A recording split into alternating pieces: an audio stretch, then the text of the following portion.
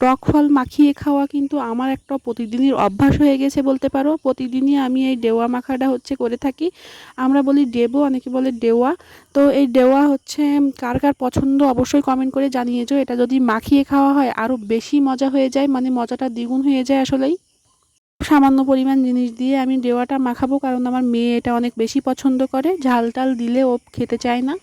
তার জন্য আমি চিনি আর লবণ দিয়ে এটা মাখিয়ে নেব। এটা এমনিতেই অনেক মজা, তারপরেও যদি মাখানো হয় অনেক বেশি মজা হয়ে যায়, দ্বিগুণ হয়ে যায় মজাটা।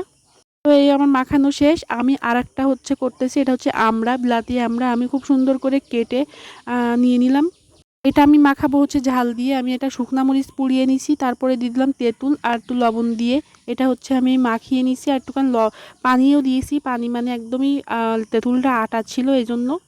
আমড়া মাখাটা কিন্তু আমার আরও বেশি ভাল লাগে। তো আমি এখানে একটা ম্যাগি মশলা দিয়ে মাখা ঝাঁকা করে একদমই মাখিয়ে নিলাম। তোমাদের কার কার পছন্দ একটু কমেন্ট করে জানিয়ে যেও। আমার কিন্তু অনেক বেশি ভাল লাগে মাখামাখি খেতে। প্রতিদিনই আমার কিন্তু এইভাবে একটা না একটা আইটেম আমার মাখিয়ে খেতেই হবে।